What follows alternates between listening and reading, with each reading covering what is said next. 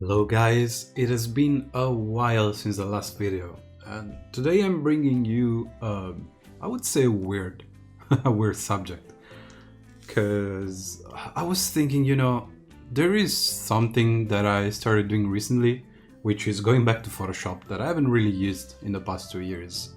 And I was messing around with brushes and I came across these uh, brushes that everyone hates. And it's these ones with a preview in the corner, which by the way, you can disable, but we'll get there once we get there. So basically, why everyone hates these brushes and why did I felt like making a video about it? I think, yeah, beside the preview that a lot of people find really annoying to see this thing moving around, the moving around, the tilt, and the change of the tip of the brush that you can see probably in the preview, it's something that people don't really like because when you're making like a mark and you're slightly changing the angle, it changes the shape of the brush. But honestly, I think that once you get into the mindset of, how can I make these brush changes consciously, I think these brushes are actually pretty good, and I've been using these recently, both for my professional and personal art. So yeah, anyway, I just wanted to show you very quickly a few of these ones that I engineer and then their properties. So this one is, as you can see, just a round pointy brush, which is, I think it's a pretty default brush. I tried to make brushes that reminds me of the Studio Ghibli ones that you can see on YouTube when they do, poster color background painting. This one is sort of like a standard calligraphic Japanese brush, meaning that it's also not too, like it's a little stiff. You can see even if I press hard, it doesn't deform too much. I could maybe make it a little less stiff because the real thing actually deforms more than that. But I'll tell you why in a sec. But yeah, basically we can see that one thing that I like, say we're making a bush or a tree canopy. The thing that I like is that when you move these brush around this way, you can do like a very nice variety of different strokes to block in a silhouette in a very quick and more organic way. Because when you're using a brush that is very consistent, you would get a very samey result. And people might say, oh, then use a brush with scattering or with leaves, but I don't really like that because there's a lot of faked repetition. But what this brush allows me to do is get a variety that I would get if I use the real brush, because I can just change the position of my pen and get a variety of different stroke. So using it this way really gives you a more natural and enjoyable feeling to the brush, I feel like. And then you can, you want to add a little more details, leaves. You can just, use it very perpendicular to the page, so it's more fine, and then you can, put it across, almost lying down, and you will get this much broader stroke, which I think it's awesome, honestly. And this is why I'm honestly making this video, because you see, you do the stroke, you also get a little bit of feathering at the bottom, kind of like a nice double edge that you can use to sculpt the forms. But if you don't want that, you can just use it straight and get like a more fine hatching line. And I think that is very, very nice. So one is this round brush that we use, for details or to block in more organic things. And then I made a flat brush, which is, it's exactly what the what the name says.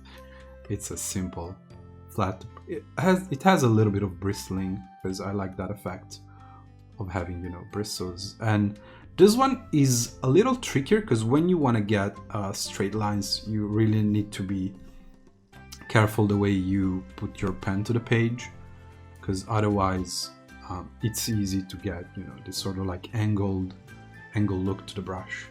But again, if you tilt your brush a little bit or you change, your inclination, you can get a variety of strokes. And I think if you do this accidentally, it can get very annoying.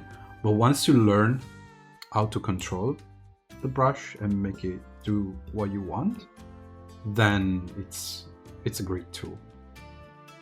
And yeah, I'm doing this because basically I want people to try to give it a chance if you want, you know, and try different things, and don't discount a brush just because when you quickly tried it, it wasn't nice. And that's something I've been doing my whole career. I would just pick a brush pack, do a few strokes and be like, yeah, I don't like this brush, and just be done with it.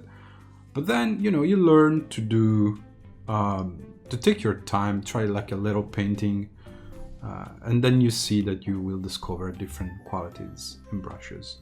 This one is the same, but just a little thicker, so I'm not gonna explain the whole thing again. But my favorite one, I would say, is this Flat Angle 2. And I made this brush back in 2016, so it's a 6-year-old brush by now. And I was using it back in the days. I'm not sure I knew how to use it properly, but I used it for a few paintings. And the difference between these and the flat brush is that this one has an angle to it, and you can see that, you know, it kind of cuts across, and it's also little, it has thicker bristles. So, you know, I would probably use these to block in rocks this sort of way.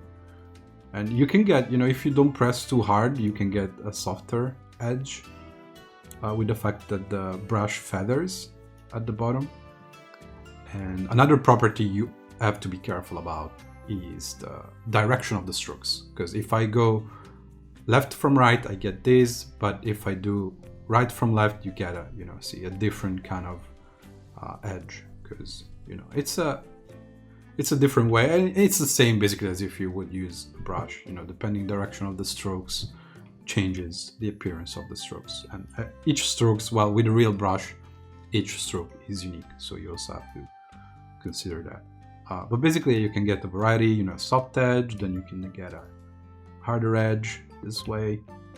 So you can be graphic, you can be painterly, you know, we can add a little lighting on this sort of rock, and we can just massage it, just blend it, feather it. But then maybe we want a cool rim light and we want it to chisel it, we can do that too. See, all in all, it's a very versatile brush. The only problem is that you need to spend a little time to understand what happens when you put the brush down to the page. And one thing that I picked up from this brush is that actually having tilt on your brush in general, not just on these, is very helpful. Because I would always use the initial direction property to align my stroke to whatever I want to do. But the tilt, to me, now that I started using it, feels more natural. Like the way I would, you know, curve my stroke with the brush tend to feel a lot more natural and nice to me this way.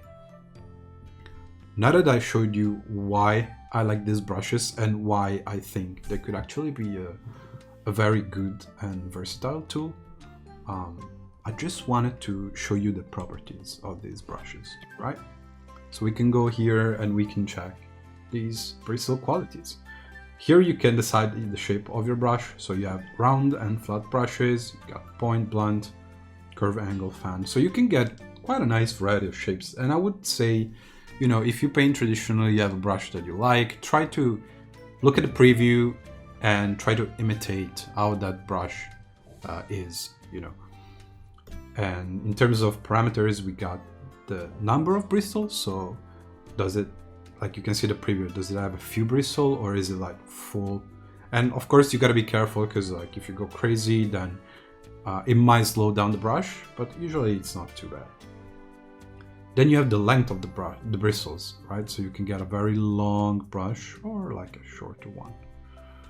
Thickness of the bristles is also very important, because you can get, you know, very thin, bristly, that could be nice for feathering this way, or you could go like very thick and you get a chunky brush that pretty much removes the feel of bristliness from it.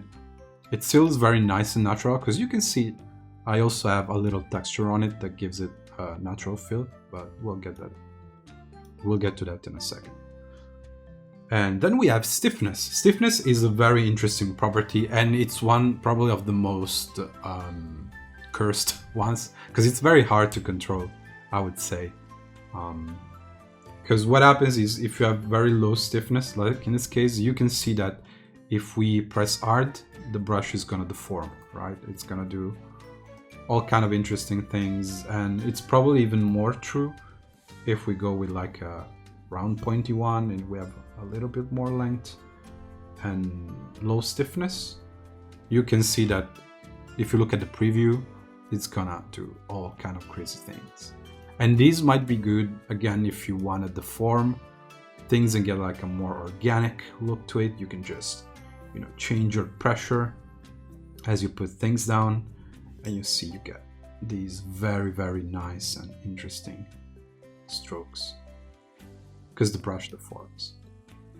But it's important to know this behavior, because sometimes that's not what you want. You actually want to control your brush, and you need it to be precise. And see, if I want to do leaves, I cannot, because the brush is deforming at the minimum amount of pressure. So it's useful to know that if you want it to be more precise, you can increase your stiffness to, you know, 80%, whatever, and then adjust the thickness a little bit so they're not too thick.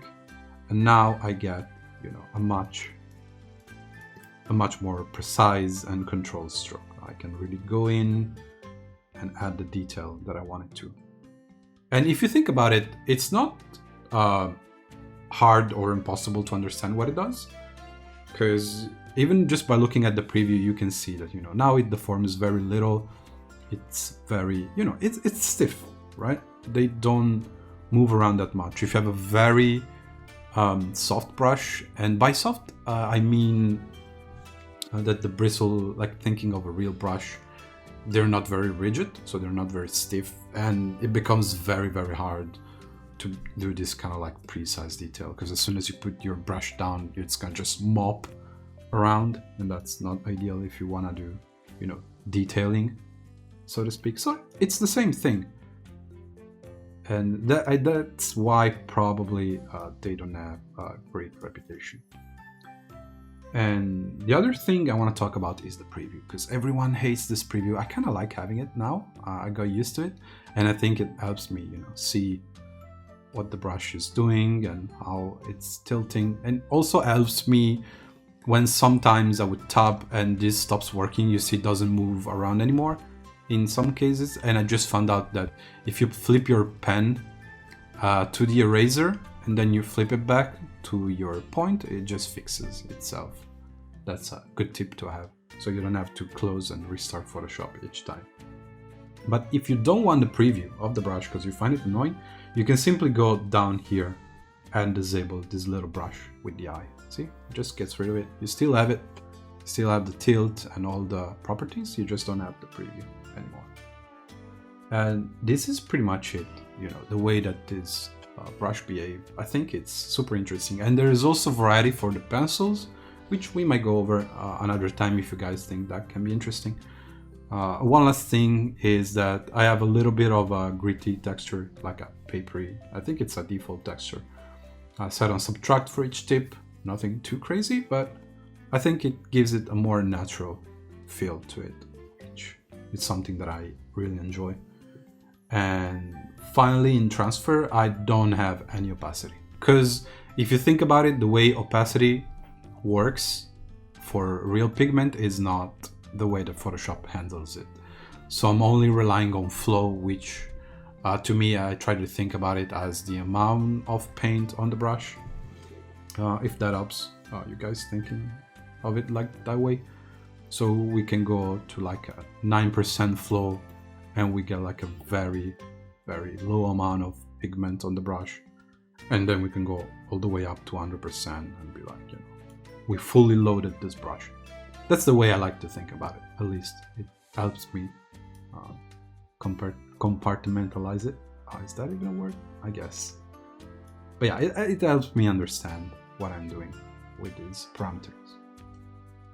So yeah, I don't have a lot of customization with these brushes. I only use the round point, the blunt, flat blunt, and then the flat angle. And sometimes I would probably only use the flat angle and the round point, because you can get your biggest amount of coverage this way.